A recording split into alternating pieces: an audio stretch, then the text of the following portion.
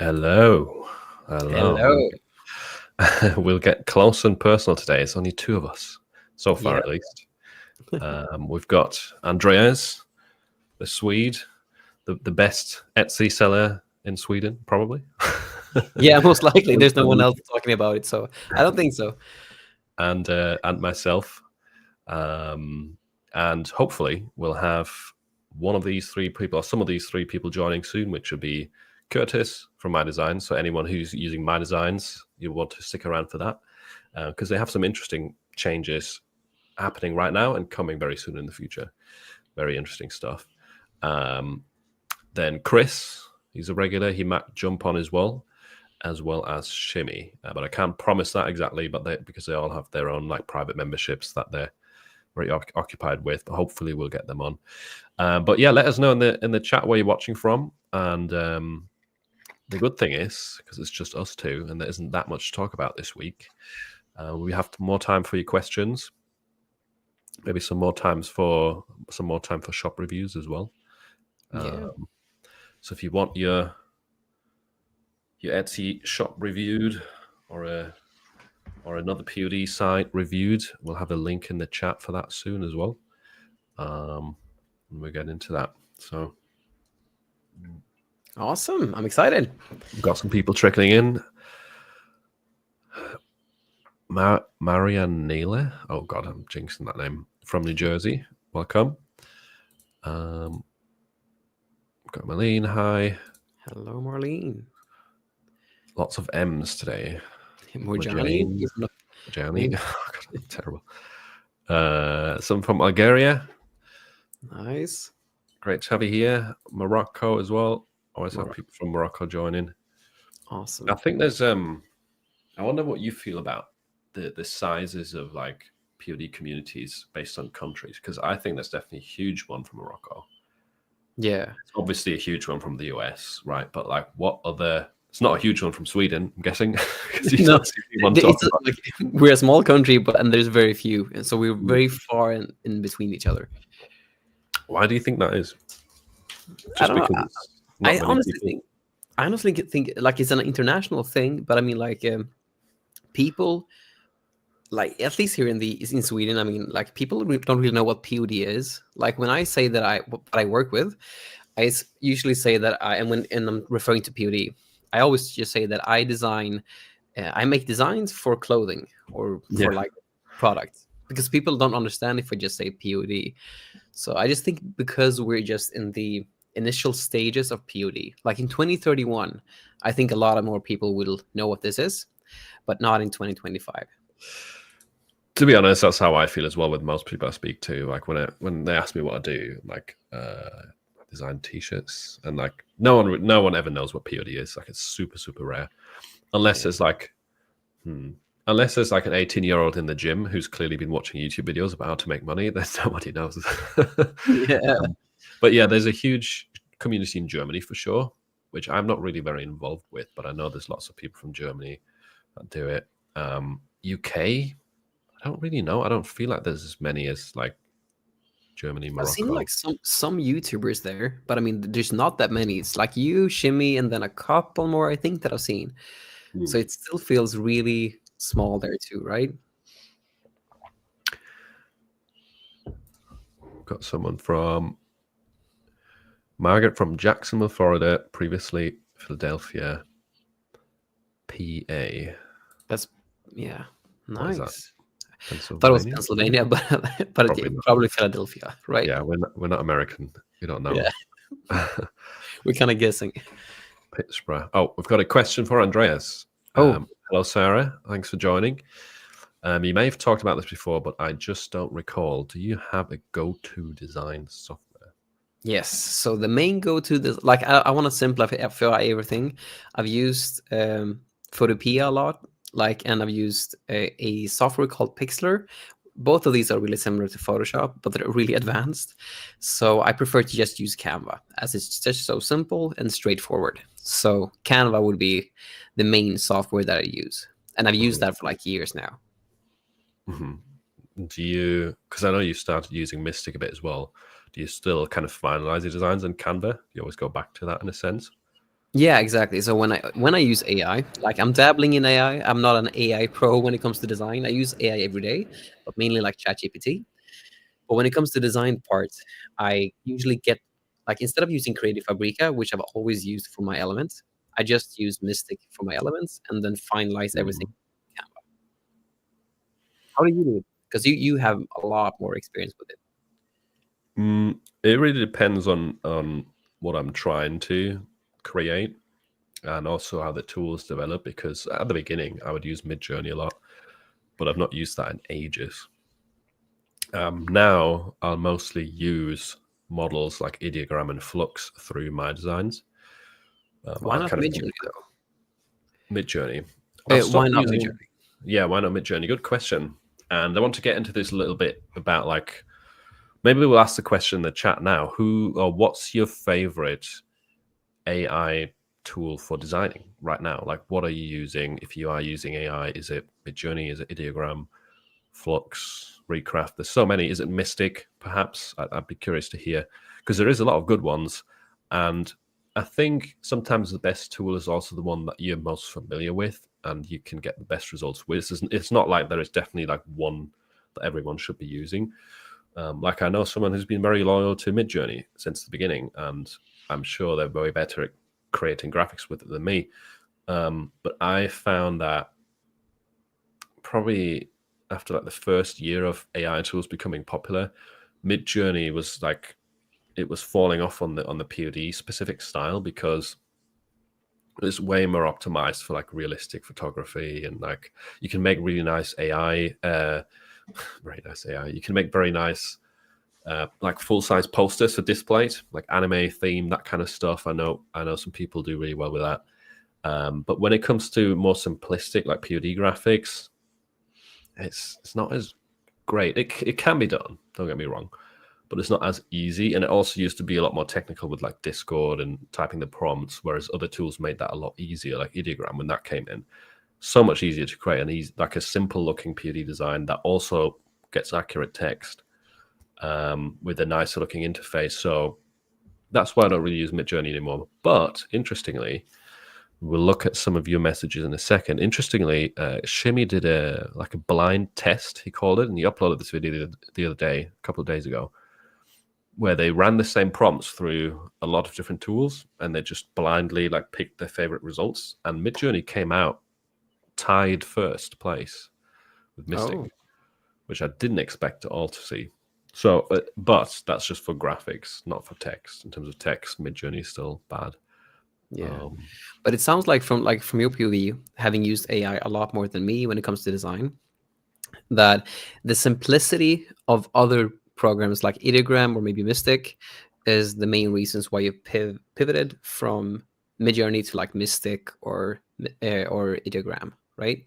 Yeah, they're more easy to use for print-on-demand purposes. Ideogram is still not fully designed with POD sellers in mind, like Mystic is. Mystic is like only POD. Like you can't create photorealistic images with Mystic, like a lot of people would want to do maybe on Ideogram or Midjourney. But Ideogram, from the early time, from the beginnings, has had quite an easy prompting interface and a lot of good features. For example, the vintage sunset style, super easy to create that with Ideogram. Very difficult to make it look nice, I think, with something like Midjourney, especially if you're a beginner or just getting into it. But let's see what people are saying. We've got someone from Germany, northern Germany. That's where I'm from. Heiko, moin moin.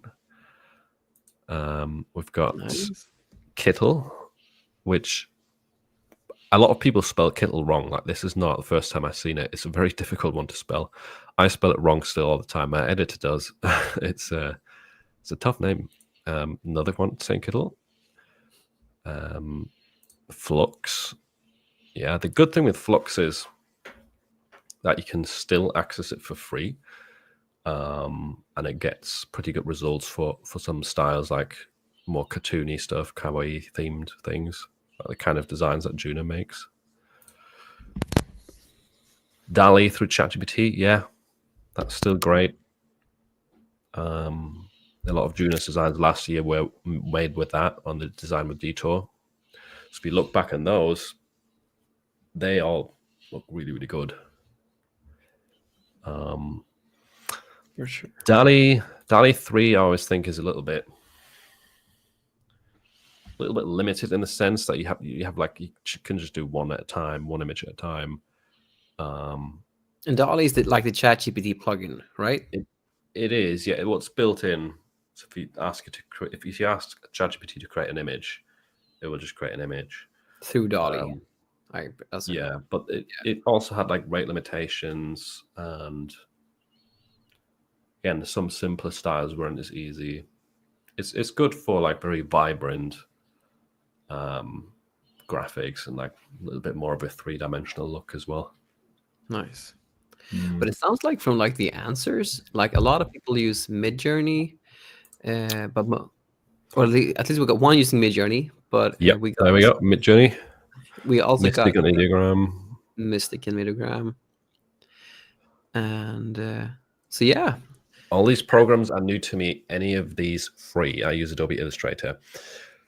So, good question. Adobe Illustrator is more of a traditional design tool. I still use it as well.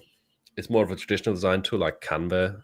Not exactly like Canva, but it's along that list of tools where they existed before all these AI things that we're talking about came up. The tools that we're talking about, you can use Flux for free to get like 10 images a day on a website called Glyph. Ideogram has a free plan, but I believe it's quite limited now. I think the best free option that is like very suitable for POD sellers is actually Playground. This is one not many people really mention, or I think no one mentioned it in the chat. I haven't even heard of it personally. I have a new video about it coming tomorrow, tomorrow or the day after. It's interesting because they allow you on the free plan. First of all, they give you commercial usage on the free plan as well, which is cool. And they give you 15 images every 3 hours. So if you actually used it all day long, you would get a lot of images out of that. Nice. And it's very, very easy to use interface. Like it's not, you don't have to be a master at prompting either, because it's all based on templates, similarly to Mystic, where they have like existing templates that look like t-shirt designs, and you can make changes to them. You ask it to change the text or to change the graphic. Mystic, you can use it more in bulk, more quickly. Yeah. The good thing about Mystic is that is the ease of use, what I found. Yeah. So if it's that user friendly, then it really sounds interesting for sure. Oh, Playground's definitely underrated if you want to try out something for free. But oftentimes the way I will use these tools is I'll use it to get the graphic. It's kind of how you've been explaining. You know, you'll get an asset to then pull into Illustrator or pull into Kittle, pull into Canva, and add like text to it or elements. And the only times, or if I do use these tools for like complete designs, then it's just like graphic on its own without text, or maybe there's like one word to the graphic, like some like Flux, Ideogram, they create good stuff on the fly, like very quickly. Nice. If it's just a short word, short phrase. All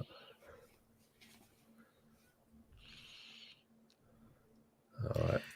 I got rejected 12 times from MBA. What can I do to get accepted? Please, I need help. First of all, I think that's a common experience at the moment, unfortunately. Like you're definitely not alone, and I wouldn't take it personally because I don't think that they read all of the applications. I think there's a threshold to the amount of people they can let in, and once that's met, they probably discard them. I can't imagine everyone reading or every application being read. And I mean, like we probably all made like our videos where we thought about giving our thoughts on why we actually like got accepted. Have you made a video like that on your channel too, Philip? Yeah, I've got a video. I uploaded it last year in like summer, and I encourage you to watch it if you haven't seen it, nor to I go over how I got accepted. I also go over some stats of how long it typically takes people to get accepted, because I did some polls on my channel asking, did you get in first try? Did you get in after 5 attempts, 10 attempts? And it was quite interesting to see that, because a large chunk of people that have managed to get into Amazon didn't get in first try. Like it is definitely a thing that people try multiple times and get accepted. Now, 12 is quite a lot. I understand that, and it's frustrating. I would say that there's no direct advice that I can give you of like how to 100% guarantee get accepted. It isn't a thing, right?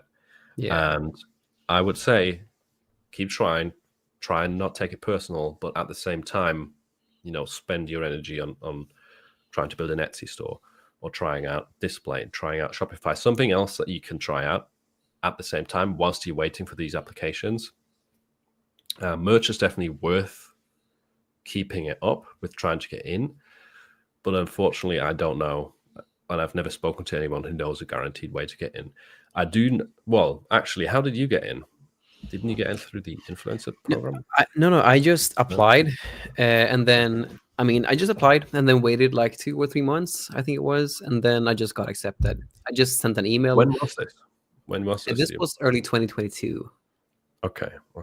So early 2022, but then I just emailed them and said, "Hey, what's up with my application? Have you received it?"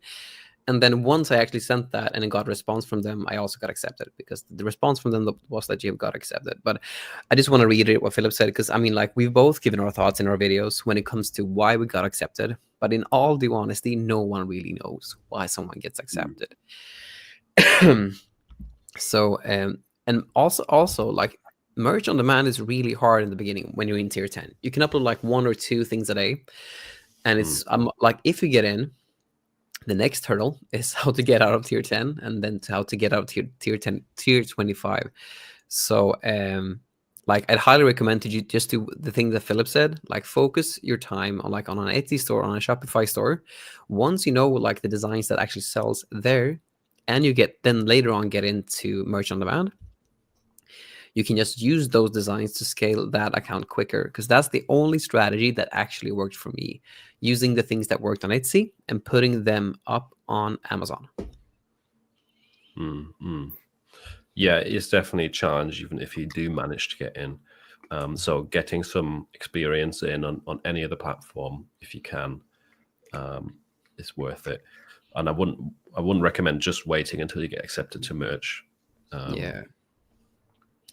So one thing though, the Amazon influencer program. So that's the only way that I've heard that people get in without having to apply. And I don't know the exact details of this, because this is not how I got in. But I do know, I have heard of people that had an Amazon influencer account. If you don't know what it is, I've made videos about this and podcast interviews with someone who is an Amazon influencer seller. You don't have to be an actual influencer to join that program, by the way. You can get in with fairly small Instagram or TikTok pages with like just a few hundred or a couple thousand followers. Like, you don't have to be a massive influencer. That's not what it's about. But if you have one of those accounts, I have heard that some people then get access to Amazon merch accounts through that, because Amazon influencers are encouraged to also promote their own merch or something like that. So that's the only backdoor I've heard to get around that thing, but it's also not that easy to get into Amazon influencer, right? There's another application step to that. So I just want to put that out there for anyone who's desperate, who wants to try an alternative way. And if you want to hear about what that program is and how to join it, just search for that program and type in the name Adam Young or my name, and you should get some interviews or videos from him or with him, because he has been in that program for a couple of years and he's got good advice on how to get in. So yeah, I hope that helps you, Nora. But for sure. Right, we've got Carla. Nice. Just joined, excited to listen in on Shop Talk. Hey, bros. Hey, Carla, nice, how are you doing? Nice to see you here. Yeah. Steve. Hi, Phil and Andreas. I'm happy to have a snow day from school and be able to view this live. Yes, Steve, finally, we've got you here live. That's awesome. Yeah.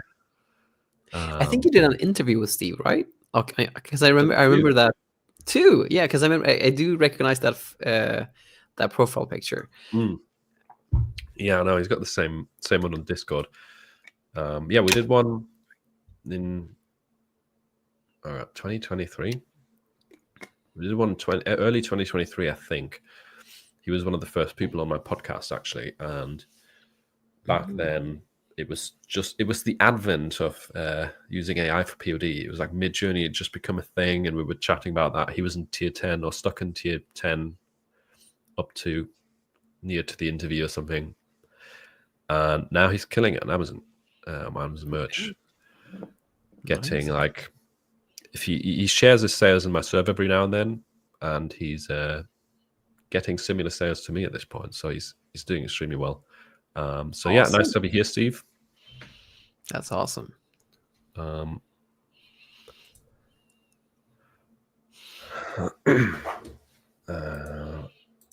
Phil, are you German? Yes, I am. Yeah, ich bin. I sound British, but I'm not. I've always ever since I talked to Phil the first time, I always felt like he has this gritty undertone that's really German. So I always had like at the back of my mind, he could be German, but you don't know. But he could be German. What is it, like the grumpy, aggressive undertone? No, because I mean, like it just tonally, German sounds so harsh, like Schmetterling or like Achtung, Krankenwagen. Yeah, or like Kartoffel. It sounds so rough, and I mean, like, it creates this undertone that just So I always had that in the back of my mind until you like said it. You're right. Like Scandinavians have this a little bit as well, where even if they speak really good English like you do, I don't know what it is exactly. Maybe it's like you have like a soft S. There's something to like typical Scandinavian speech that kind of, you can hear it even if there's no obvious accent. We have like a word for that. It's usually Swinglish, when people talk have a really obvious like Swedish accent, because then you talk like this and it sounds very, very Scandinavian, så att säga. Yeah, no, that's very, very clear. Yeah. Dein Name hört sich Deutsch an. Yeah, your name sounds German. Exactly. My name means different. The second name. It does? It does, yeah. Anders. Anders is a first name in Swedish. I know, yeah. Sometimes people get me mixed up. Like, I've sat in a doctor's office before in England, and someone came to call out the name, and they said, Anders Phillips, and I didn't react. I was like, no one reacts. I'm like, hang on. That sounds a lot like my name. They switched the whole thing. Awesome. Anders Phillips. I like your setup, Andreas. Is that your studio? I know you've mentioned you're in the music industry. Oh, music questions. That's awesome. Yeah, so this is my YouTube thingy. I mainly like have this this thing on the back where I have my like favorite anime and like some game figures, just to give some like context on who I am and what I like. So you have Demon Slayer at the top, Death Note in the middle.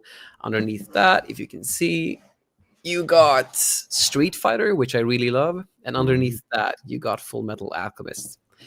We see any of them up close? You can't just tease them and not show anything. Yeah, sure. I can take one out just for fun. I might get some in as well. Yeah, sure. I usually drop them when I do this, so you always gotta be really careful.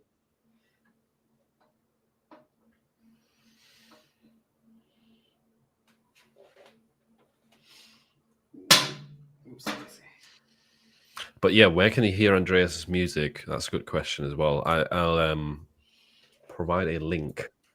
Oops, once I've found it. See it on YouTube and Spotify. Oh, what's this? So this is my like really nerdy side.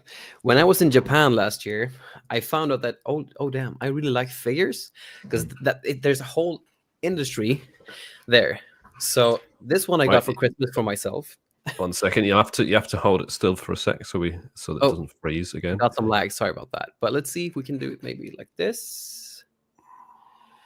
So this guy is called Kyojuro Rengoku from Demon Slayer. And Demon Slayer is? It's an anime. It's an anime, yeah. Okay. And they got the final season coming out in theaters this year too. But I bought this, and it's the most expensive figure that I've ever gotten. It cost like $400. But yeah, it makes me really Jesus. Yeah. It's cool though.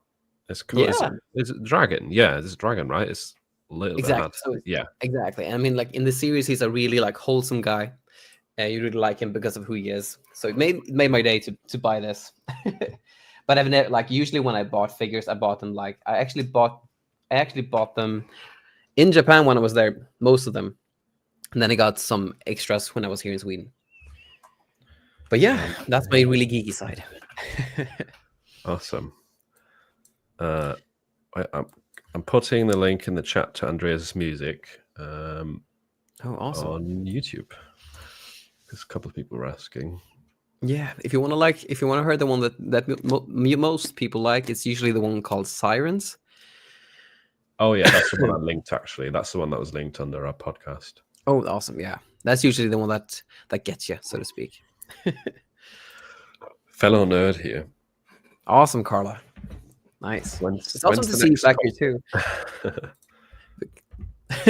The concert, yeah, hopefully soon. But I'm trying, honestly, I got this concept because I've been thinking for like a year on how to actually make content with my music, because I'm not like any artist, honestly, that I know don't like to make content with their music. They just want to do the music.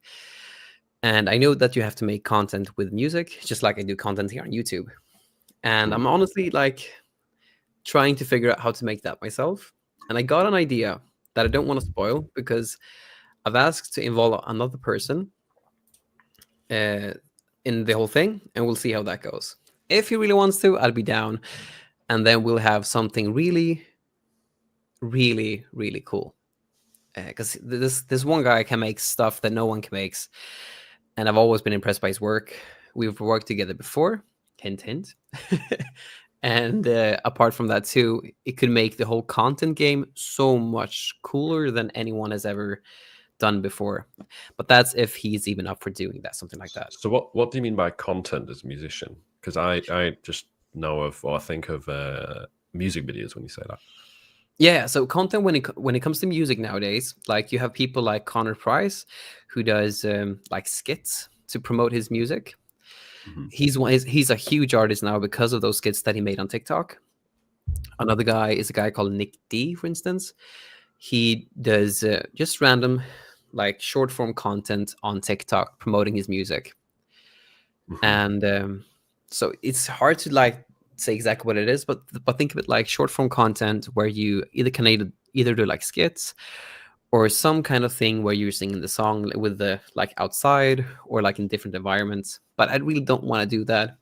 So I'm thinking of another way to do this whole thing. And I've thought about the whole thing for like a year.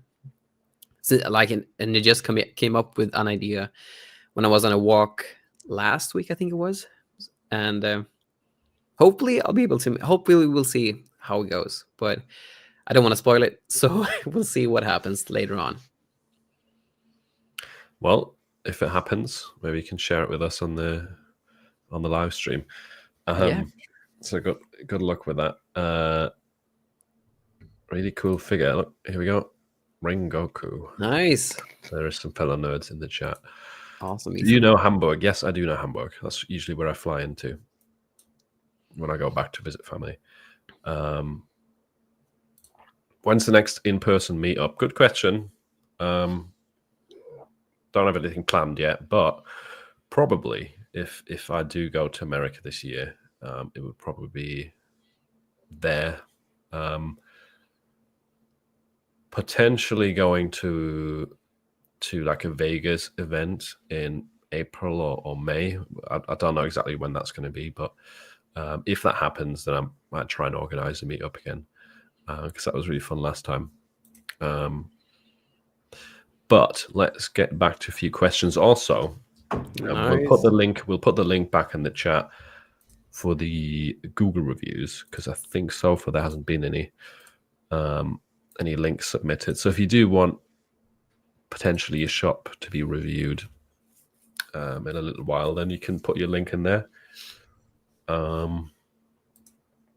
Andreas has just started a community for Etsy sellers, and I'm curious, like what you're doing in there so far. Is like shop reviews a part of that, or I know it's very new, but it might be interesting for some people listening that are into Etsy.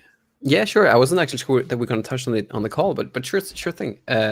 So we do, like, I'm honestly just trying to provide as much value as possible in a condensed format. So because usually people have really like tight time constraints with family and other priorities in life. So how we do it, like if you buy like a yearly subscription, for instance, you get a 1-to-1 review.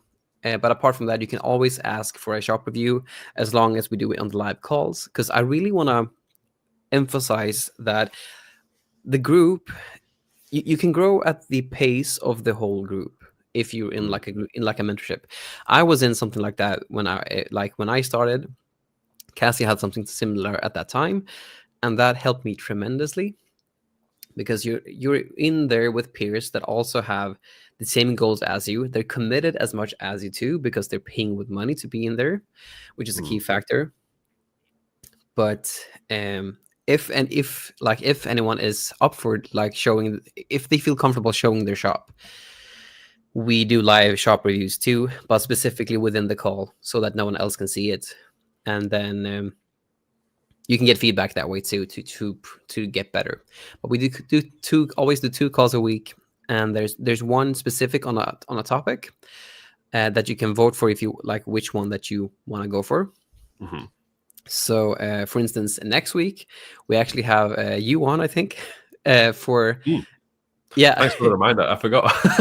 yeah, no worries. It just came top of mind too. But I mean, I think we're gonna have you talk about AI design, because you know so much more about AI design than me. So that's the topic call, and then we have a pure Q&A.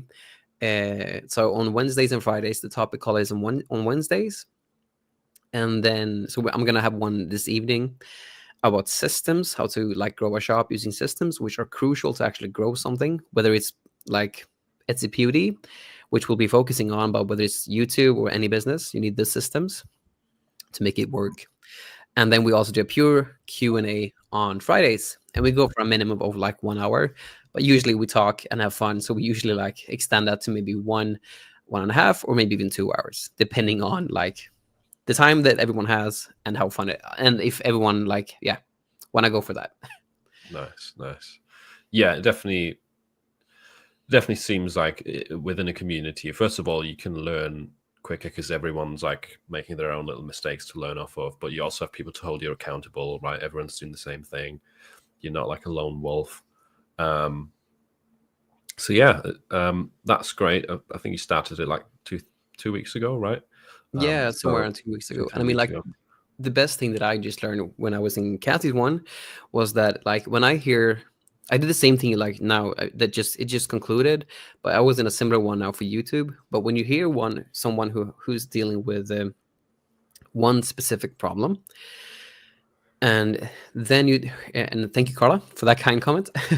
So when you hear someone who deals with one specific problem, and then you hear another person who deals with another specific problem, I like, for instance, when I heard one person got a copyright infringement, I haven't got that myself, but then I learned how she dealt with it, because you can actually, like with copyright infringements on Etsy, you can actually you can counter those. You can't do that with trademark infringement, but you can do that with copyrights. I wouldn't have learned that unless I heard her experience about that.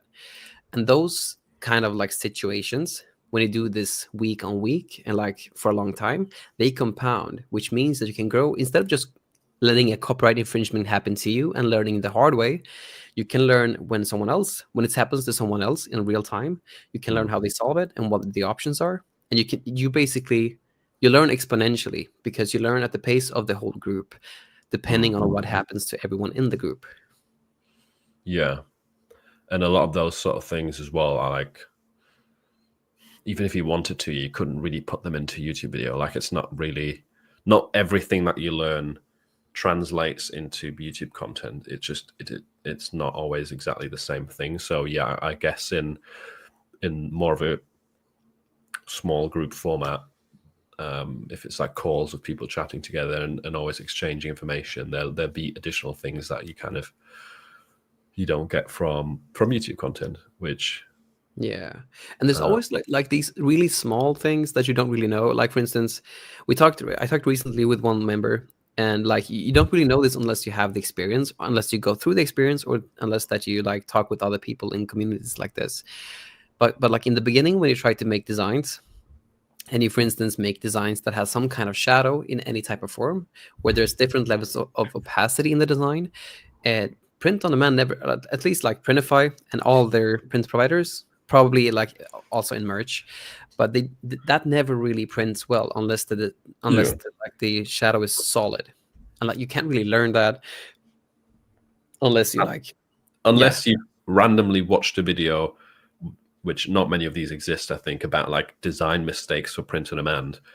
Yeah, and that was included in there. It's not something that you would know. So yeah, you kind of quickly get over hurdles that you would have to like stumble upon on YouTube or struggle to find.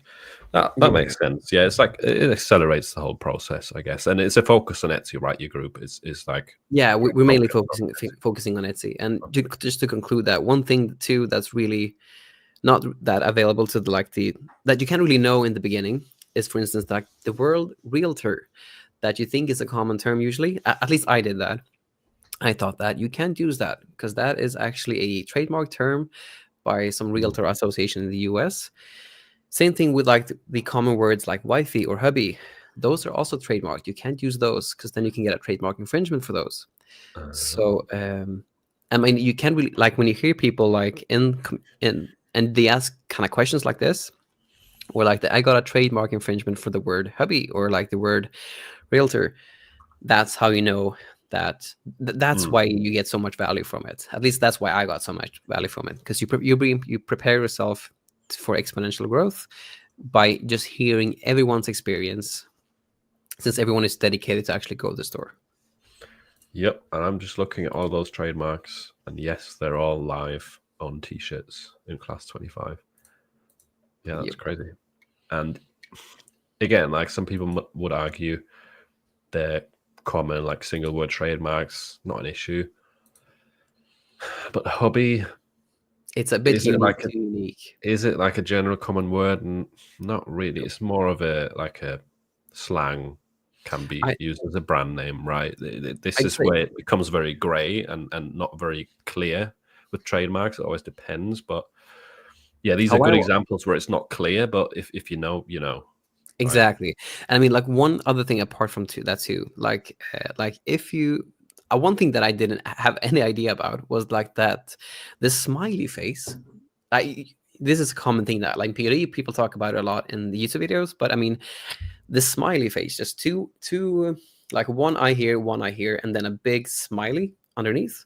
That is trademarked by the Smiley Corporation. Using that can definitely cause trademark infringements, and has happened before on Etsy. So you can use any type of smileys. The Smiley Corporation. That already sounds insane. Yeah. But I mean, that too, like, you don't really understand that, or you can't really like grasp that unless you're in like a group with like-minded people. So that's really what I'm trying to create, like a hub and like a place where people can grow together exponentially. That's awesome. Great. Let's get back to a few questions. We also had one shop submitted, so we'll go into that in a bit. I also want to show you a couple of MyDesigns updates, like pretty cool updates, which kind of made my video from like 3 days ago already irrelevant or outdated, because they always drop like updates straight after I talk about something. That's unlucky. And they make things easier. But yeah, let's go back to some questions. I've saved some stuff. So, what's this? Marlene, how does Amazon merch feel about faux glitter and watercolor? they don't want those kind of words in the title or description, right? I think they explicitly say that. Faux glitter, definitely. Watercolor, I'm not 100% sure, but yeah, I wouldn't include them. I don't think they're worth risking a rejection over. Glitter is definitely not allowed. That's definitely in the content policy. Then, are sunset designs still popular on merch?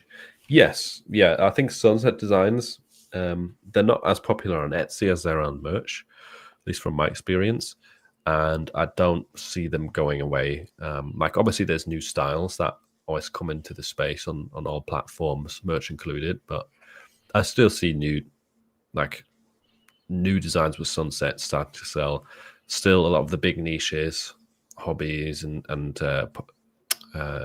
occupations still have a lot of top ranking designs with sunsets. So it's not like people are suddenly stopping to buy them, which is good. Yeah. But it definitely also helps looking at other styles, not just sunsets. And I mean, you can combine sunsets with different elements too, because just like Philip said, it's all over Amazon merch still, and still like have a really low BSR. So yeah, it's still super popular in my opinion too. And also, when I think about, I wonder what it's like in Sweden, but here in the UK or in like Germany, you don't often see people wearing POD shirts. It's not as common. Like, people will more likely wear something like this, where there's like a very, very faded logo, or what you're wearing, right? A sweater that doesn't even have a logo. You don't really see a lot of people with actual graphic tees, which is a lot more common in the US. But if you do see people, or whenever I see someone, oftentimes they wear a sunset shirt, like very recognizable POD style, right? What's that like in Sweden? It's kind of like that. Like, there's a shop called New Yorker that I like to go to, even with my girlfriend. It's a cheap shop that does awesome stuff. But I mean, they with their graphic tees, that looks super POD. It always feels like that's something that I could have designed when I see something like that. Mm-hmm. But I mean, like the graphic tees section for sure is smaller than the ones that are just plain blanks like this. So it could be something to that it's more popular with just plain shirts in Sweden too. At least personally, I always wear something like this, something really specific. If I ever wear like graphic tees, I wear like these old band shirts, like band merch, like Okay. something like that. But apart from that, it's usually like, when I go out, it's usually something like a blank like this. Yeah.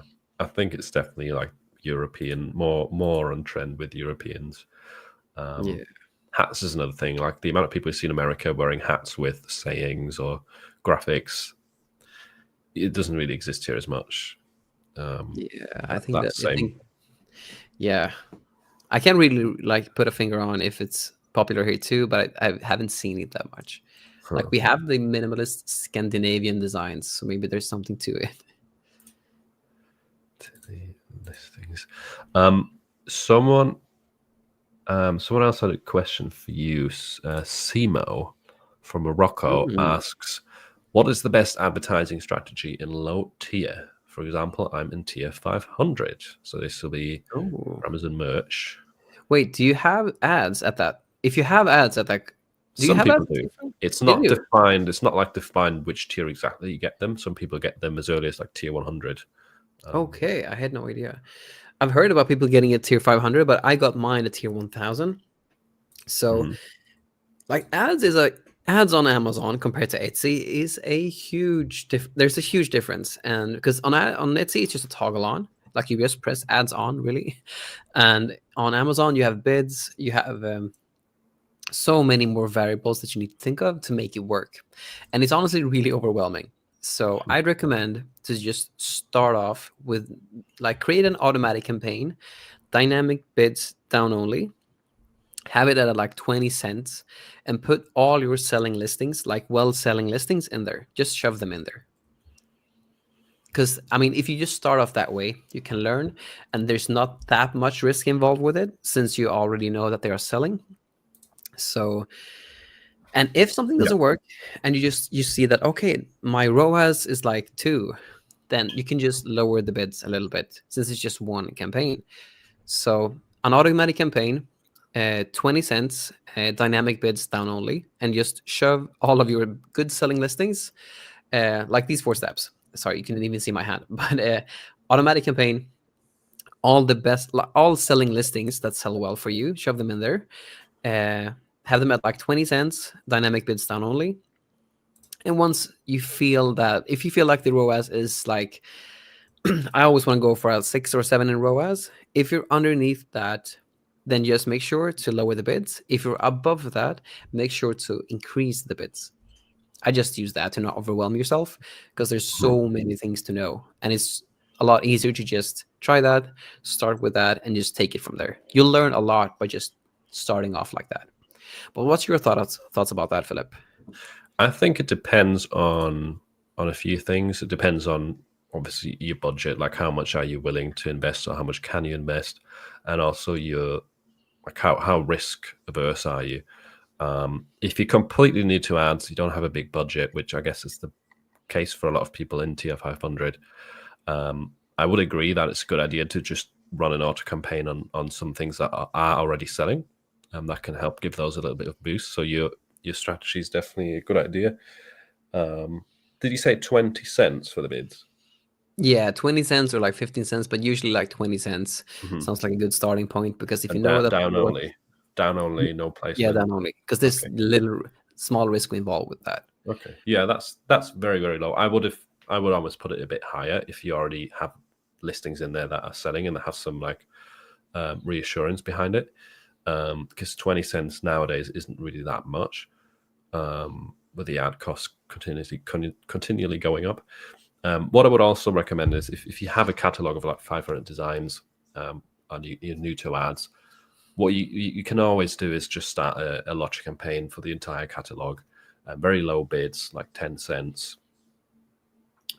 Change the placements to 100%, and then just put all of your listings into that, and just don't touch it. Just leave it running for a while, and then check back occasionally to see, is there any designs that are just soaking up clicks and not really converting, not getting sales. Turn those off, and just leave that.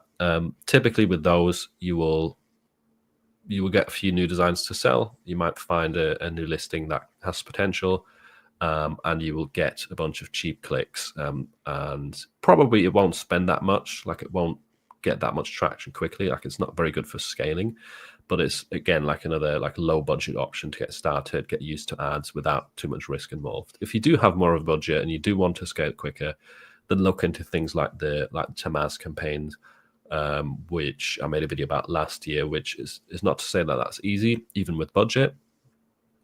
And I know you've just tried it and not had the greatest results, so we can talk about that a little bit. But it's a strategy that you can try out if you want to focus on ads a bit more, or like go a bit deeper on it, invest a bit more into testing individual ASINs and trying to push a listing in a broader niche. Yeah, but what's your experience been with that? So I haven't actually talked about that on my channel. I've gotten some comments about like, what's your experience with ads now? But so the one thing that I've started with this year, since I want to like scale my merch account up a bit more, and I think the key to that is the ads. So I tried out, with a lot of like Philip's guidance, I tried out the Tamaz method, and my thoughts on the whole thing would be like, what it essentially is a way to gain rank for listings. That's all that it kind of is. You start off, so I started off by just, like, when I do ads, and something that I've learned personally when I've done Facebook ads, but also with like Etsy ads and also with Amazon ads, is that you need like a big chunk of them. Like, you test out a lot of like on Etsy, you test out a lot of listings, and like 20% sell, and like 4% of your total listings carry you.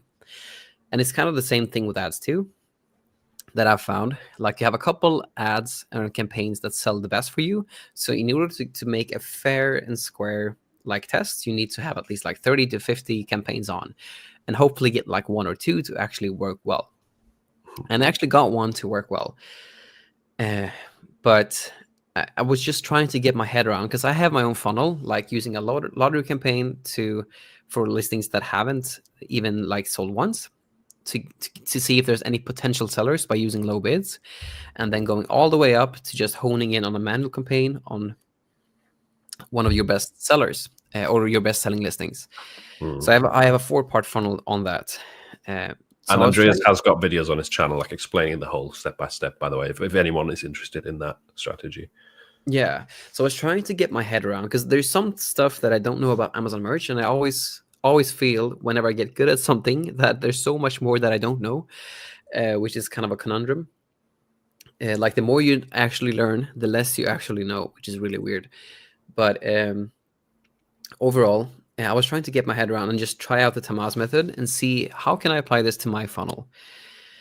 And I spent some budget on it to see if it works. Like I got one that kind of works, but I just felt that I mean, like to gain rank for something, I just feel like the funnel is something that I know more of. And when I also like increase the bids a bit more, like the ROAS definitely lowers, but that means that I have to track conversion rate a bit more.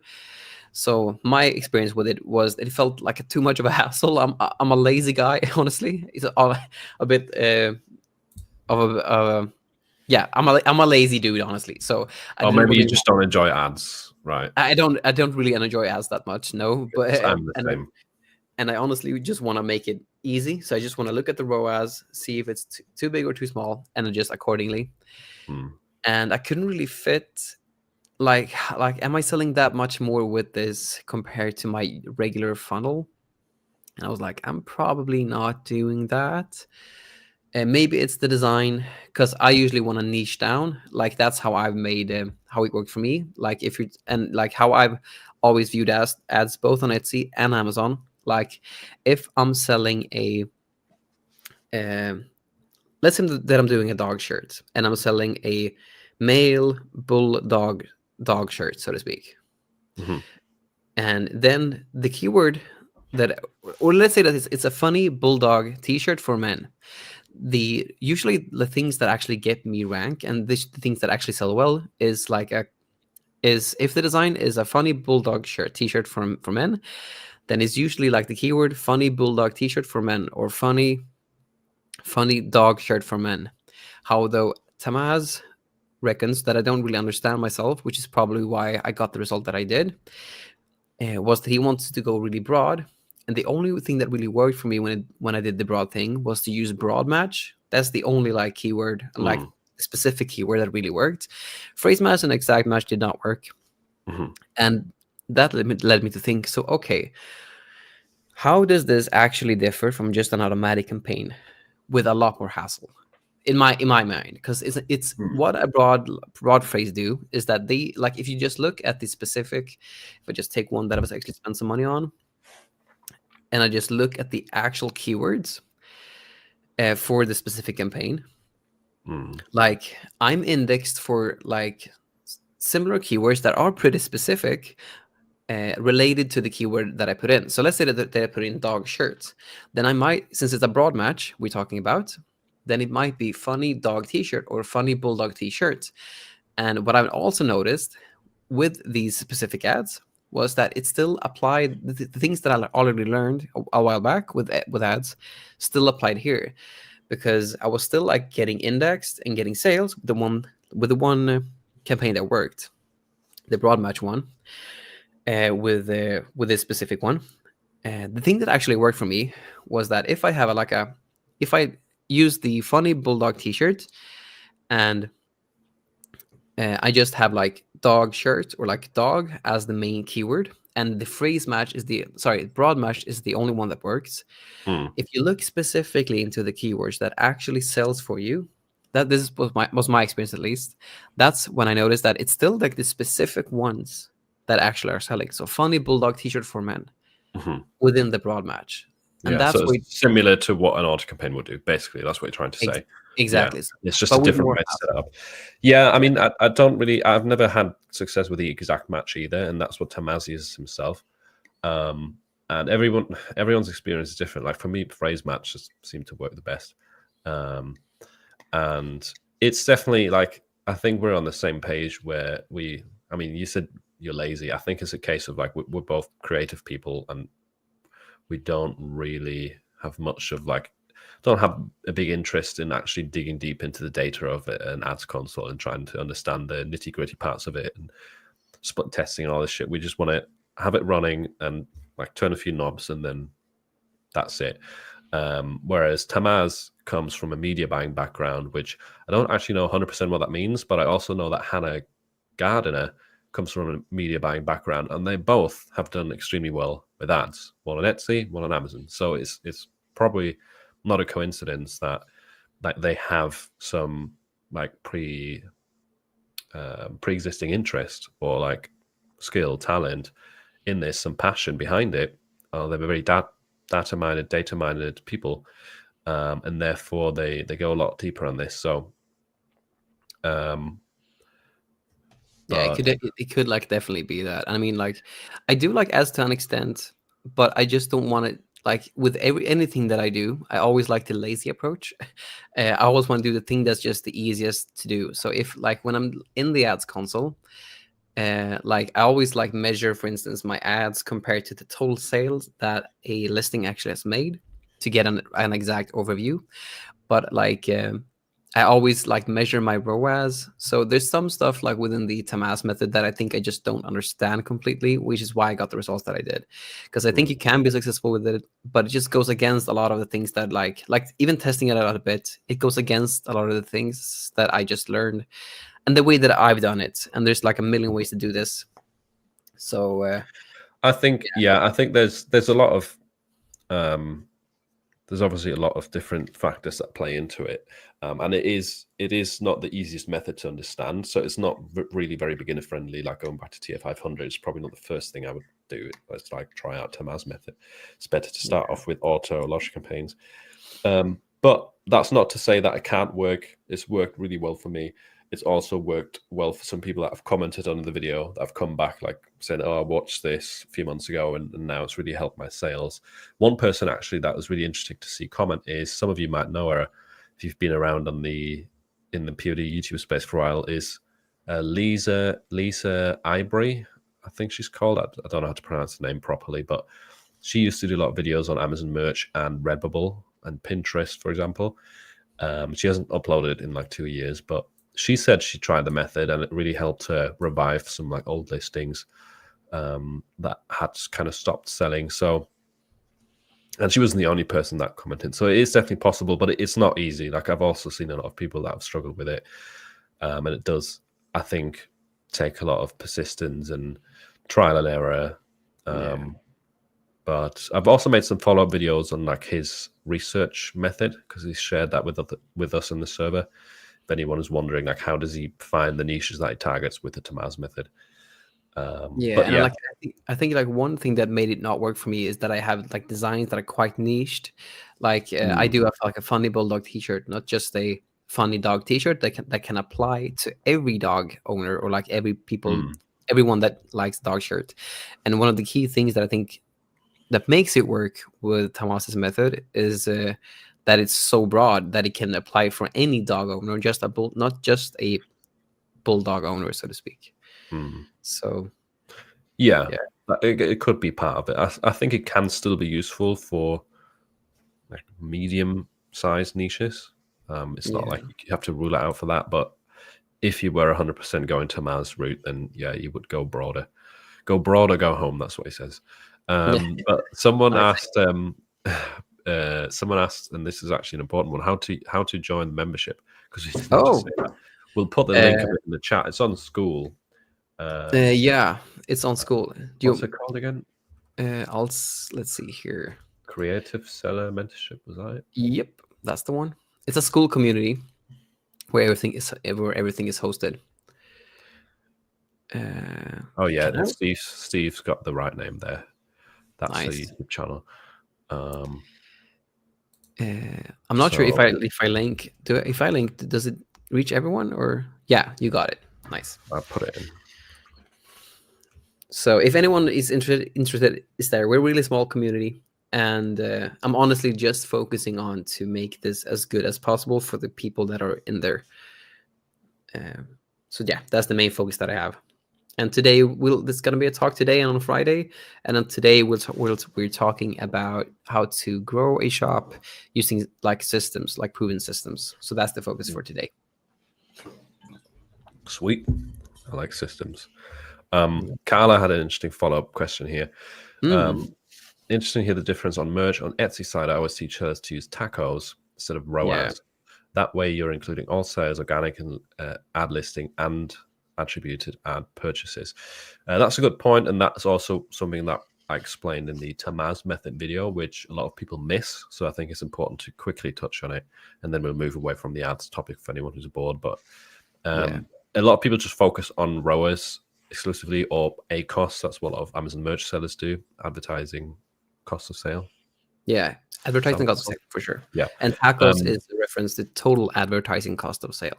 Yeah. So it includes also your organic sales, essentially, which is important because you might assume that your ads are not profitable because you're only counting the ad sales. However, getting more sales from ads can also help you increase your organic sales. So in unison, you're actually making more profit than you were before.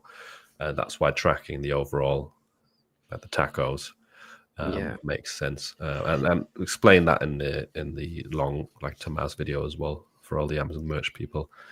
There's one thing when it comes to the Etsy side, because we talked about Etsy ads last week, and I tried to digest it. Like I made a presentation, then I remade it because I want to make it clear and simple without like confusing stuff. So there's three things that Etsy ads do. Like in general, they do one thing. They increase click through. They increase clicks through your listings. That's all they do. So if you're not converting at least a 4% conversion rate, don't use ads, in my opinion, because you will lose too much in today's day and age, or the drop off will be too huge in order to actually justify the CPC. That's one thing. So I would highly recommend to do that first, optimize the listings. But when it comes to like the Etsy ads, you gain.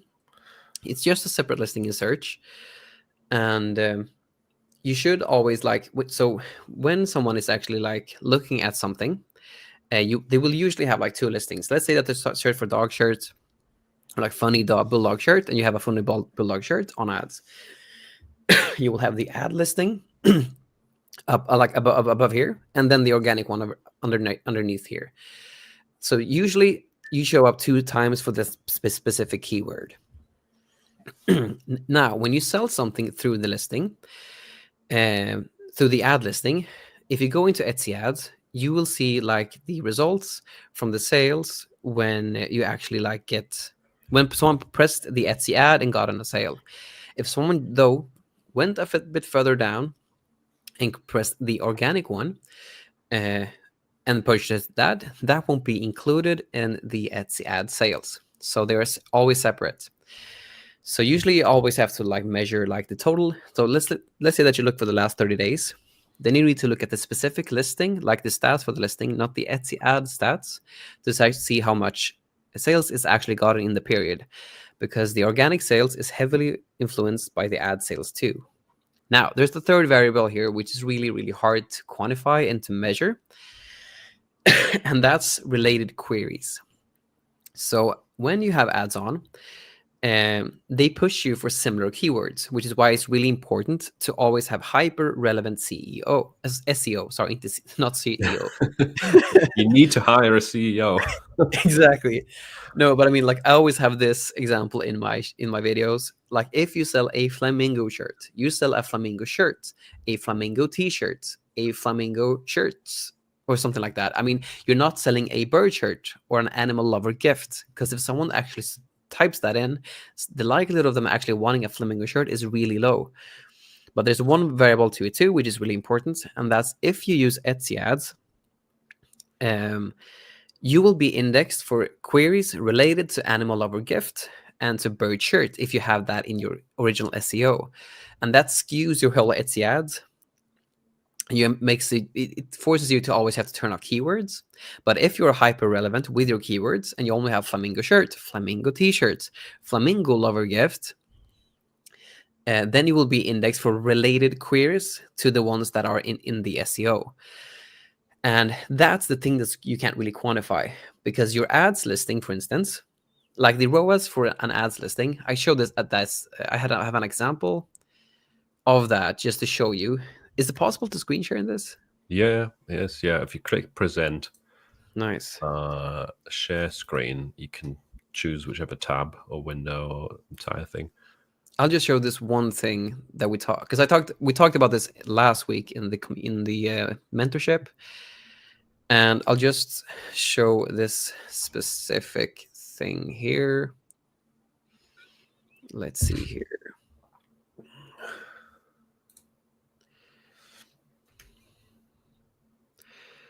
Present, share screen.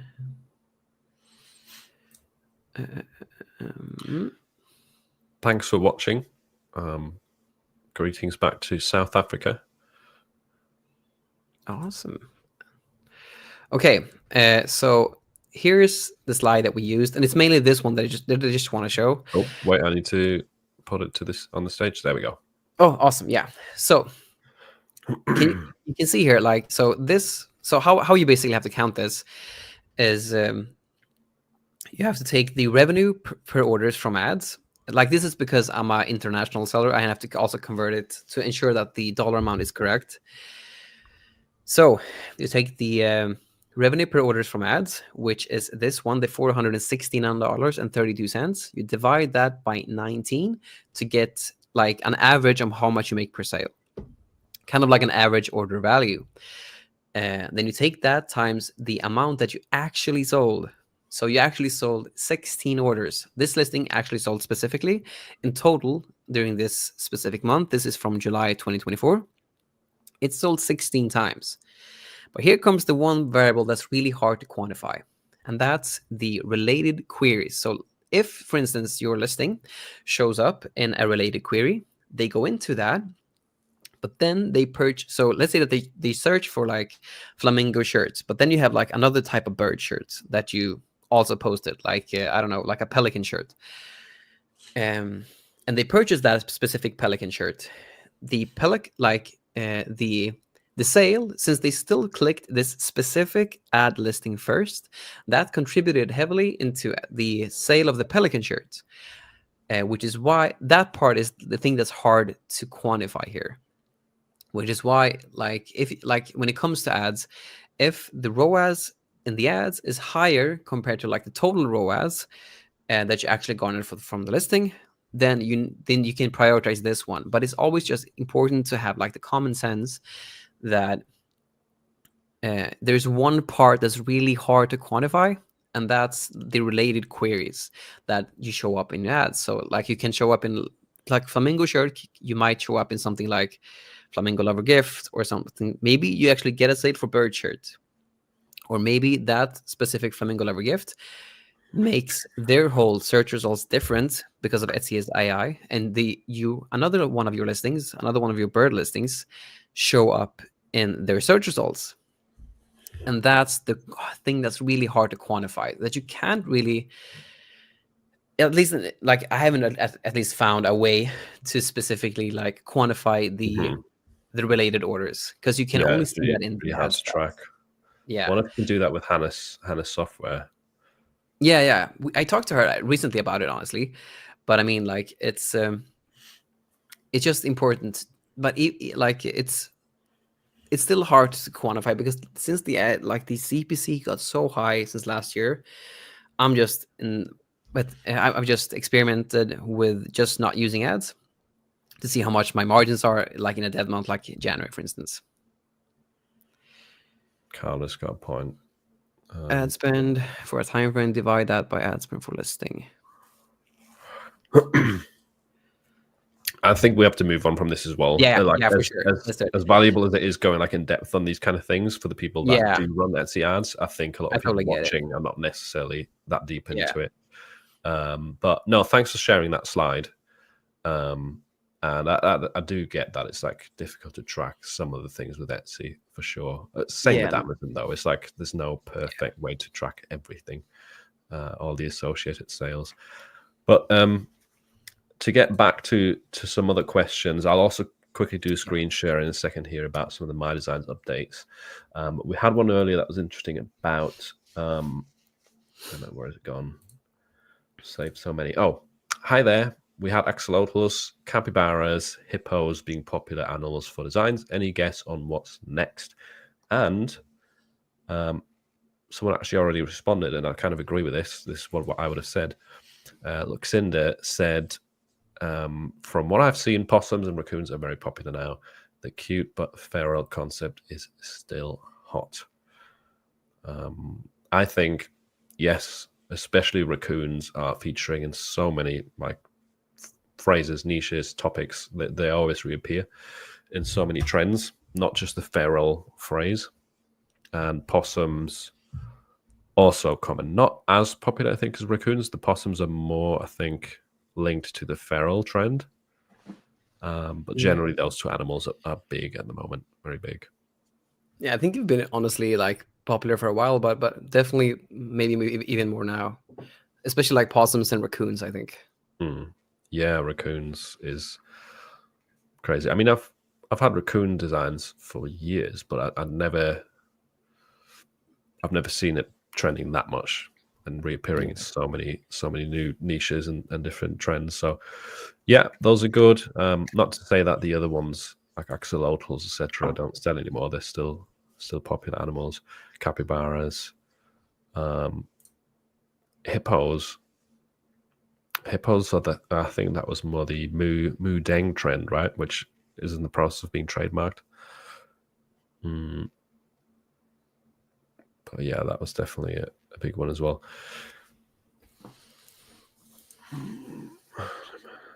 Nice. What products from merch by Amazon are interesting next to t-shirts and tumblers? Have you sold much else besides t-shirts? Ooh, let me check. I always forget, honestly. I'll just double check as well. I definitely think tumblers is still a good one to get into. Yeah. Tumblers is new. Like, I think I've only sold one. Have you sold a lot with those? Yeah, tumblers. Tumblr sale almost every day for me, sometimes multiple times a day. I have got a ton listed because I automated a lot of that listing process, but it has turned into one of my best-selling products. I just need to. Honestly, for me, it's like the best-selling product. At 57% of my sales comes from standard t-shirts. 57. So yeah, 57% of my sales comes from standard t-shirts. That's very low. So you have a lot of mine is 91%. Oh, is it 91%? That's crazy. Yeah, I did not think it was that high for you. Oh damn. So and the next best one for me is hoodies with 2%. Oh, 2% is insanely low. I even have more, but I mean, the next best selling for me is V-necks at 16%. Then it's sweatshirts, and then it's long sleeve t-shirts, and then it's hoodies. Sweatshirts quite strong as well. But yeah, V-necks, that's crazy. That's a lot of V-necks. For sure. So feminine designs. I have tumblers in the 6th place, considering I've been on merch for like 5 years and it's already in the 6th place, even though it's such a new product. I think that shows that there's potential. Sold 436 tumblers. I've honestly been lazy. I've only added it to a few of my listings. I probably should have added to more. So I've only sold one so far, but that's because I haven't really added it to well-selling listings. But it is a bit of a faff as well with the obviously like different sizing. So I can get that. I can see why people get turned off from it. But that's the benefit to the people who do take the extra effort to like create some like optimized designs for tumblers. But yeah, so that's some of our suggestions of other products. I've never really sold that many like phone cases or pillows, pop sockets, but there are some people in my community that do really well with it. It just depends on like, do you focus on that? Do you create designs that are optimized for those? Because I don't. I create t-shirt designs and they're not really translating that well into throw pillows. Right? Yeah, and I mean, like, if anyone wants to, like, I watched when I wanted to make up some Tumblr listings. I actually watched Juna from Detour Shirts. That's always been on these calls a lot too. He has a great video explaining how to like get the dimensions right for the tumblers. So if anyone has any problems like I did with my first Tumblr listing, make sure to watch his video. It's really good when it comes to just understanding what dimensions to use and how to actually upload it to the specific Tumblr if you want both sides on it. And there's also a free Chrome extension for anyone who doesn't know that automates the resizing for you now. So it's called Snap for Merch on Demand. I'll just put that in the chat as well for people that don't know yet. I've made a couple of videos about this, but essentially it's, let's say you've got a listing and it's already live. It's just live on t-shirts. You can just open the listing, you click on like resize, and it puts it on both sides automatically for you. You don't have to do anything else really. So that kind of makes it a lot quicker, and it's free.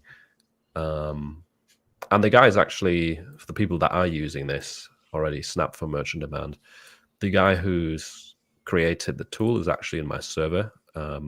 So he like takes on suggestions there and shares updates when he adds new things. So yeah, that's really handy. He's just added something about like pricing profiles, quick pricing buttons. If you wanted the max price, you can just click that. It maximizes every single product in your listing, or like average price, minimum price, etc. Like lots of little shortcuts. Nice. But anyway, on to I'm share. definitely gonna check that out. It sounds like the Productor thing. It is kind of like a new improved version of Productor. It's just not got as many features yet, I guess, because it's new, but it's not as buggy. Productor's become very buggy. Okay, let me share a couple of things that have changed on MyDesigns since my recent update, which is going to make it even quicker and easier to publish listings. So let's say you've got these designs, you want them as individual listings, multi-product listings. So let's say we want to sell these on a t-shirt, on a sweatshirt, on a hoodie, on Etsy. Now, rather than going through this, like creating mock-ups, adding the data, what you could technically do is you could select them all, go straight to publish. You could choose a publishing profile, and there's a bunch here.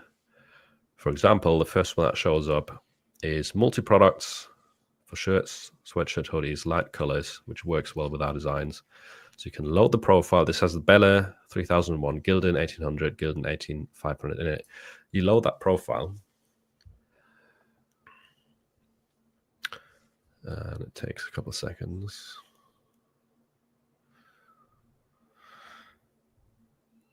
So you can choose your mockups here. I showed that in the recent videos. You can choose mockups here. But the new feature is you now have this auto-generate video mockup. So whatever you have selected in your listing, and this is all of your listings at once are generating, by the way. So it's being done for all these designs at the same time. But with this feature now, you can just toggle that, and it will automatically add a video mockup to the listing as well, without you having to like separately generate it. It will just use all the mockups you've got and like turn them into a video slideshow. Nice. Now these default ones aren't the greatest, but there is like a bunch of different ones right here, like more lifestyle things that you can also add.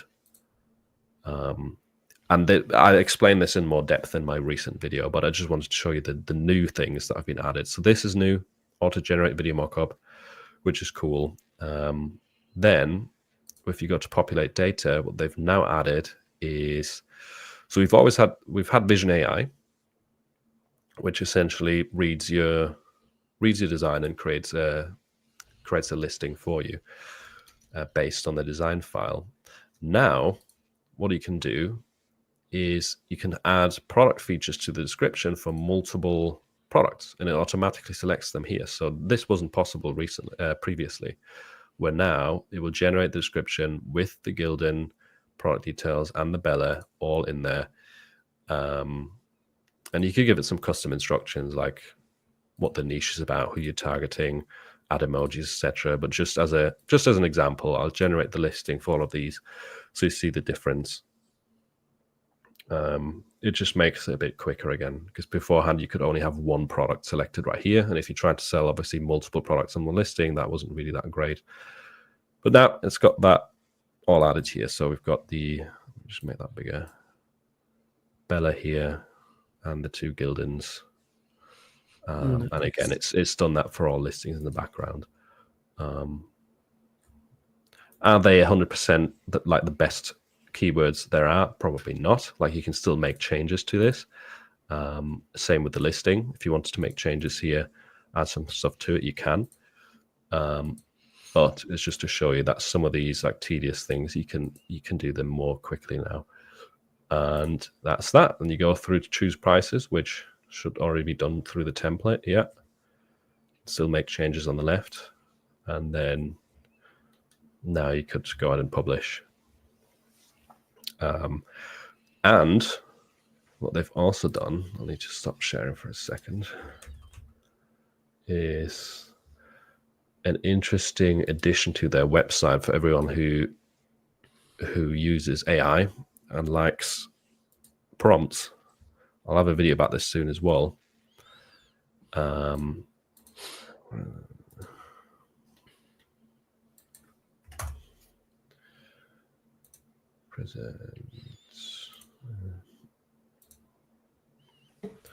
this is the MyDesigns homepage. They now have this Dream tab up here.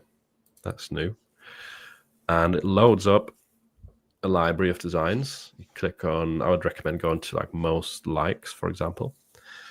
And then you can find a lot of prompts here. And you don't have to be signed up to MyDesigns, by the way. This is just on their front end website. It's free to look at these. And then you can click into this, for example. It will open up. It will show you the prompt up here. You can copy the prompt. It will show you which model was used, the resolution, the style. And yeah, you've got this all in one place. You can filter. You can filter through different models. So if you're using Flux, you could filter it by Flux results and then find prompts that are specifically created with Flux.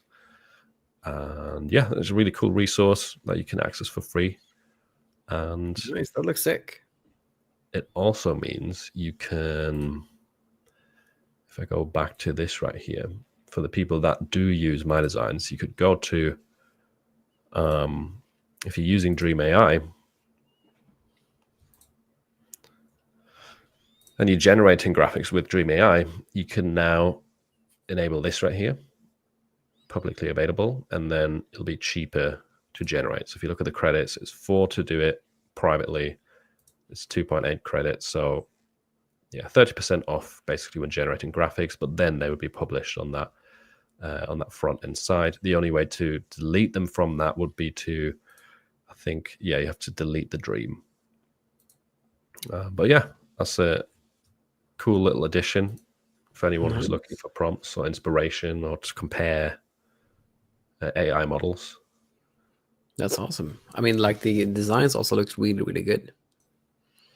Yeah, some of the stuff, if you filter it by like the most liked stuff, you see really good results. I mean, if it's not filtered by that, then you kind of see what's most recent. So you'll also see some stuff that maybe didn't work out.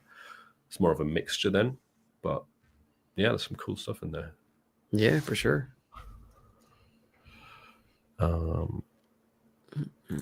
Yeah, Nemo. Nemo's the guy who created Snap, that free extension for merch. Steve was asking if you advertise V-necks. I do. Like anything, like I just use my funnel for that. But anything that's at least sold once, I advertise all my listings with a lottery campaign. But anything that's at least sold once, I put in an auto campaign. And then anything that's sold at least 10 times, I put in a automatic campaign just focusing on one design. And anything that has sold at least 25 times, I do a manual campaign based on the keywords from the previous campaign.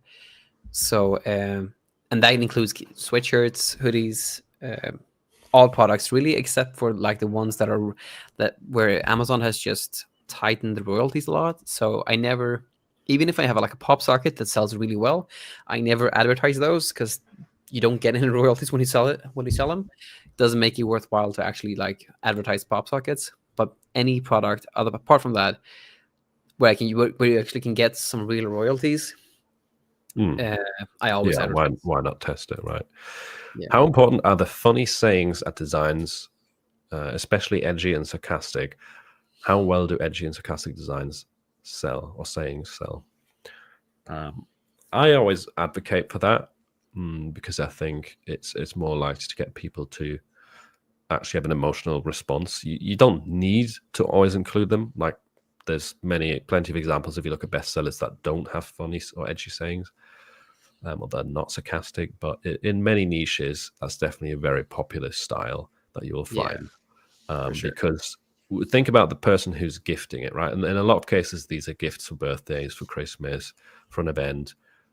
They want the recipient to kind of look at that, feel like it resonates with them, or like it's part of their identity, but also ideally have like an emotional response, like laugh at it, or maybe when they wear it, they then want the people that see that shirt and that are part of that community, or that, well, if they're like really nerdy, for example, they want a nerd to see it and then laugh at the joke on the shirt, right? Maybe it's like an inside joke. So there's definitely a lot of pros to having that kind of stuff. It doesn't mean it works for every single niche or every single target audience, but it is very popular. It works very well for me. What about you, Andreas?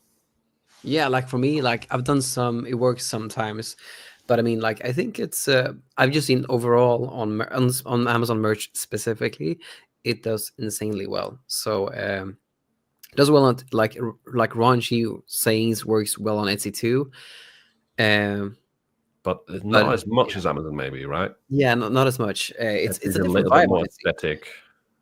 Yeah, more aesthetically driven, rather than like it works a lot of the times, honestly, on Etsy, but you can just see it on a whole different level on Amazon. So I just feel like it's a lot more popular on Amazon compared to Etsy. But it does sell on Etsy too, but I don't think that it sells to the same extent, because it's just not as popular. If you just look at the sayings, but I mean, like if you look at like a big keyword for Christmas is always ugly Christmas sweater. There you got all the raunchy stuff. And so it does sell for sure, but I just think it's a lot more popular all year round, with any like funny and edgy and sarcastic saying on Amazon. And this is just a sense or a feeling we get from like constantly looking at these marketplaces. It's not to say that you can't sell funny stuff on Etsy. You definitely can. Yeah. I've sold, for example, a ton of like funny coffee mugs on Etsy, and yeah, like it works in the right circumstance. It's just that we feel like the volume or the percentage of listings that sell on Amazon with funny stuff seem a little bit bigger than Etsy. Yeah, exactly. It's a feeling. I mean, you can't quantify it, but it's exactly from looking at from marketplaces. Just a lot of times you get a vibe from it and kind of an intuition about it. Right. Let's take a quick look at the Etsy shop that was submitted earlier, and then we'll probably come to an end. Yes. By the way, I'm going to start doing these just once a month, because that way we'll have more to talk about. It'll be more valuable for you, and it will also hopefully be easier to get more people onto these, because we'll have more dates to pick from. Everyone's got their own responsibilities. So if it's just once a month, we're more likely going to have a bigger council of different people join, which will be better for you watching. So this will be the February episode, and then we'll have the next one in March. And I apologize that it wasn't like some of the people that were on the thumbnail didn't join this time. I don't blame them for it. Like they all have their own memberships that they're busy with. But yeah, if you were hoping to see any of them, hopefully they'll be on in the future. But let's go ahead and look at this Etsy shop that was submitted. Let's just share it. Thank you for submitting this. Simple awesome ornaments. Oops, I need to find StreamYard. I need to hide that comment. Whoops. There we go. So we've got an ornament shop, Christmas themed banner. since they are very popular for Christmas. I'm actually curious to see if this. Okay, so this does have non-Christmassy designs. Cool. One thing that I really like is that the mockup is quite clear. That's really, really important to have. Very zoomed in. Yeah. You can see instantly like what it is. One thing that I would recommend to add, because you have like these spaces, like with these types of images, mockups, you have like the space to the right, to the left, and bottom right, bottom left, and top right and top left. You can add a badge there where, for instance, says like ships fast, or let's say, for instance, like it can be a bit hard to understand that these are personalized, even like from a customer's perspective that is just browsing the first page. So if you just say, for instance, personalized year, or for instance, personalized name plus year for like the Jones family 2025. Or you could have like a customized me and have like an arrow. Yeah, for instance, like the arrow idea is good, but it can make it really hard to understand still. So I would recommend you just have some kind of badge that just says like the thing that is personalized. So Isabella's first Christmas 2025, maybe just say personalized name and year, just because the arrows can sometimes, unless executed well, be a bit hard to understand. But it can also work depending on if you execute it well. Well, nice designs. Yeah, designs, they're good. Nice font choices, good layouts, and you do have a bunch of sales as well. I wonder how much these sell throughout the year. I'm guessing they're probably tough. I mean, I know people also buy ornaments outside of Christmas. Oh, there's some mugs. All right, so there's some alternative products as well with customization. Nice. Some of these are a little bit harder to read, like this Samantha one I would struggle with, Allison. Yeah. Yeah, I agree. I think if you go to the reviews, just scroll down a little bit. If you just scroll down a little bit. Yeah. And you go to, and just a little bit more. Oh, you want to look at the date, or? No, so I just want to see which one is actually selling to just give like consistent feedback for one. So it seems like the Paris one, or overall like the cities one, are working really well. Yeah. Quite a lot of the travel ones are selling, right? Yeah, it seems like that. Mexico, but a good mixture. Mexico. That seems to be a popular one.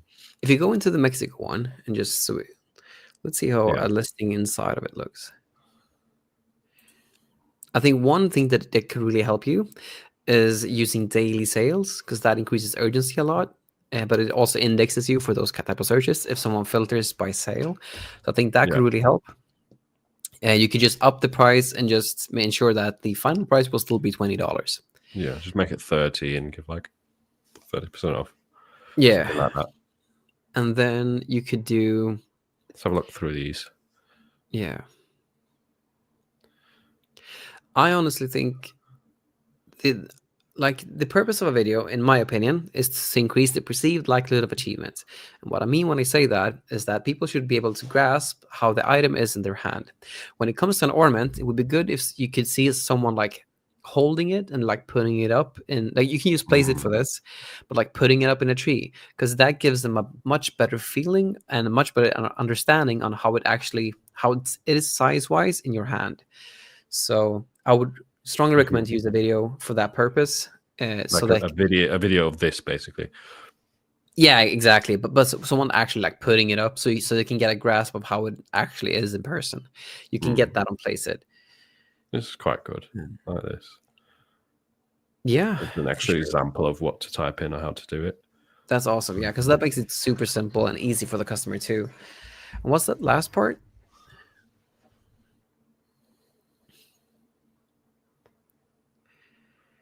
I would simplify it. This is kind of a guarantee, kind of. I would just ensure that, let's say, for instance, have like the top, like the previous image.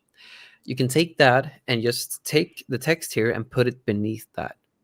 Not that one, that one. Yeah. You can just take the text there with the guarantee simplify it into one sentence and put it underneath that instead.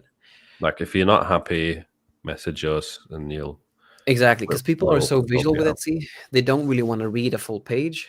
And all you really need, if you look at the guarantee again, when it comes to the guarantee, you really just need the last sentence. If any issues arise, simply reach out and I'll do everything I can to make it right. If you want to make it's a bit vague, but you want that kind of sentence. But you need is that last part. You can just put in the pictures. I think this little bit of text, like you can definitely add it in the description somewhere, or you can have it in your about us section in the shop for people who like want to dig deeper and hear this kind of thing about like who's behind it. But yeah, in the listing images where people are just like on their phone, like quickly clicking through, the most important thing is this, right? Yeah, and it's a great sentence. I mean, if you can use that by just putting it in the bottom of the previous image. Because people generally, what I found generally, when you have your listing images highly correlate with your conversion rate, which is why it's important to not like use images with just text, because they don't convert really well. So if you just use that specific text in the previous image, it makes it easier for the customer to understand what the guarantee is, but to also like be reminded of the design without feeling that they have to read a lot. Okay, cool. Thanks for submitting that shop. Thanks, Andreas, for the breakdown. Nice. Hope that advice helps. Definitely have a good looking shop, and you're heading the right way with like some of those mock-ups were quite good, I think. Yeah, for sure. And I also think the video, whilst it was quite convoluted and had a lot of information, maybe hard to process, it was still a nice looking video. It's clear you put effort into it. But yeah, I think Andreas is definitely right. Like people they just want to quickly like understand the listing, and the mock-ups should be quite simplified overall, I think. Yeah, and I totally agree. Like you're doing a lot of stuff right. It's just a lot of some. If you tweak some things, I think your conversion rate could be a bit better. But overall, like it looks super good. Especially like the main mockup is super clear. Nice. Let's see. Have we got any last questions? If anyone wants to ask something, I know this. I've got a few saved, but let's see. Let's see. So someone said, Luxinda said, I use British spelling of watercolor with no problems yet. Just for anyone who listened to that earlier. You can't make a design with never give up. Okay. Thanks for letting us know, Jumpman TV. So yeah, it's always good to know what people like got rejections for. Which sometimes also people share that in my server on Discord.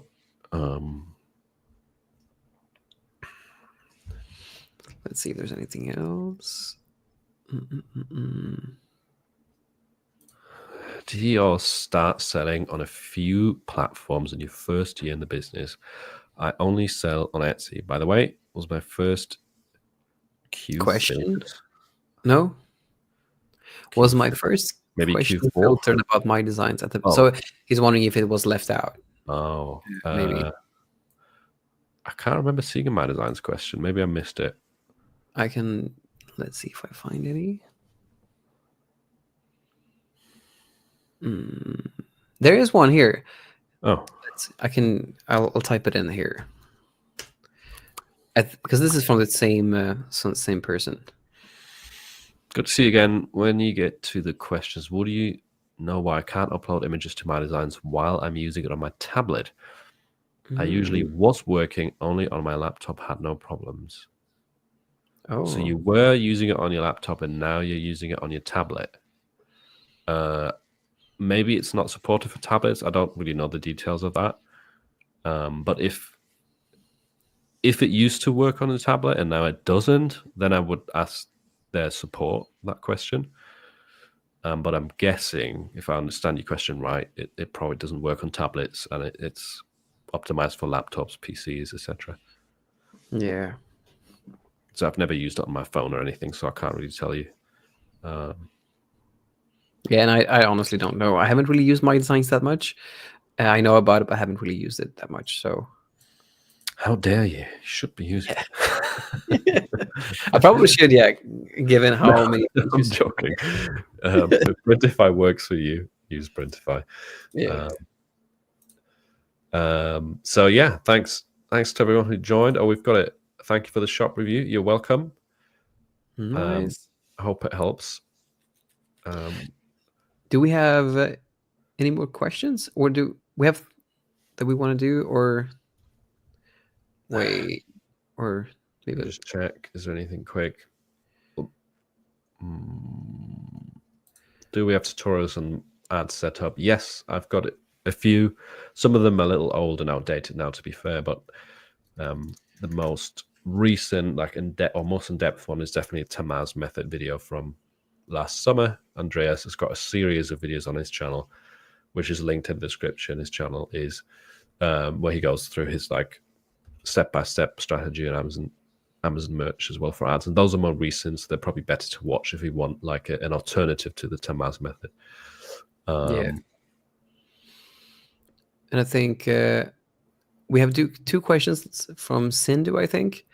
So I think you asked, what is a POD console? So usually we do these, or Philip hosts these lives with us, and usually we're a bit more people to talk. So we will talk once a month and just chat about what's happening in POD in the POD world, and just hang. So to speak. Yeah, do some shop reviews if people submit stuff. It's also meant to be an opportunity for not just us YouTubers to connect, but also to you connect more with us YouTubers as the audience. Like you'll get to know some inside jokes or some facts about us, like Juna's rubber band ball, and you'll get updates on it. We've done like would you rather questions, or where are you going on holiday, what's your favorite food, that kind of stuff. So if you're new to it, and if you want to learn a little bit more about us, then you can go back and see the old ones. They're still live on the channel.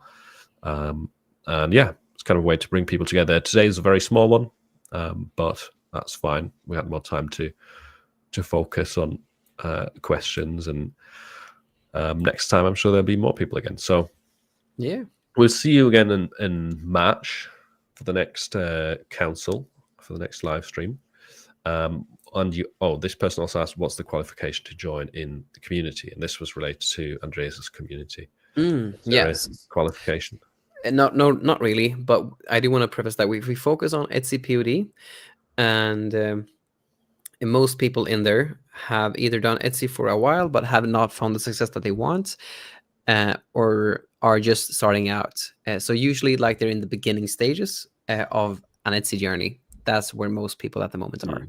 So it would help having an Etsy shop, right? That's not a hard requirement, but it's advised. It's highly advised if you want to learn about Etsy and grow it. I'd highly recommend to get a shop. I'll just have to go to the door 1 sec. Yeah, no worries. So I hope that answered the question basically. But yeah, you don't really need a qualification. It's just that you want to focus on Etsy and you are struggling. But it's good to know that most people in there are at the beginning stages, or have done Etsy for a while but haven't found the success that they want. So they're still they've hit a plateau in the beginning stages, so to speak. So I hope that answers that. I can't really highlight. I think mainly Philip can do that, so I'll just improvise here.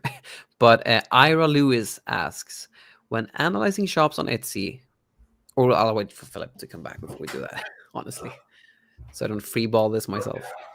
Falling up the stairs. Okay, I think we got a final one, right, from Ira Lewis. You see that one? From who? Ira Lewis? Yes, that one.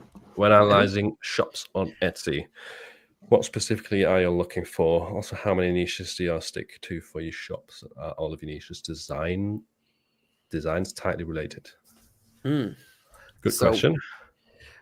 I just simplify this by just finding 10 to 15 shops that I want to be like, that's been successful in the last 2 to 3 years, that basically has the sales that you want to do per year. You find 10 to 15 shops of those, you download their backend data using Everbee, and then you import them into an Excel sheet, sorted by estimated total sales, and then you just go from top to bottom. That's makes it super easy to know which niches to sell in, and it kind of fast tracks the whole thing for you. That's usually what I teach, and that's helped me a lot. Kind of sounds like a mood board of Etsy shops. Yeah, but in Google Sheets. Yeah, in a more data oriented format. Yeah, exactly. But it fast tracks the whole thing. It makes it so much easier without having to like do like the niche research, go back to Etsy again and again. You can just follow the master list. And when you find a new shop, you can just add that to the master list. Oh, Malene. Yeah, I missed your question. Sorry. This is the last one we'll do, and then we'll okay. Is there a way to set up fixed prices for Amazon merch other than the t-shirts? I have to redo all the prices every time. Yes. So you can click save at the bottom.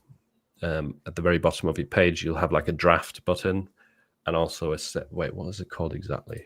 Save as draft, right, or something like that. Yeah, but that's not the right one. It's just in that area. Okay. Save publish settings.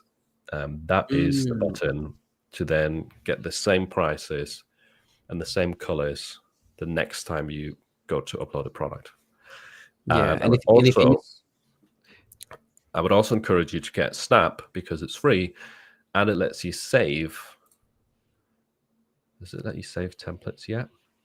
Productive lets you save templates, at least from what I know. But I've used that. But probably Snap. If Snap has that, I'm gonna check that out myself. It does, yeah. It does let you save templates. So you could save one for black shirts, one for white shirts. You could save like a high price template, a low price template. And that way you don't have to, because the save publish settings feature, that's from Amazon merch. And it's rubbish, really. It only lets you save one profile. Yeah. So yeah, check out Snap for sure. And yeah, hope that helps. You're welcome. Lovely content, Andreas. We'll check your channel out, Philip. Thank you. Appreciate that. I'm glad you like Andreas' channel. He's very underrated. Everyone who doesn't know his content yet should check it out for sure. Thank you. Especially if you're interested in Etsy. But he also does really well on Amazon. Thanks, man. All right. So thanks to everyone who joined us today. And we'll see you back on the live streams in March. Yeah, sounds good. Thanks for your questions. And thanks, Andreas, for joining. Happy to be here. I'll see you guys next month. Yeah, we'll see you later. Bye-bye.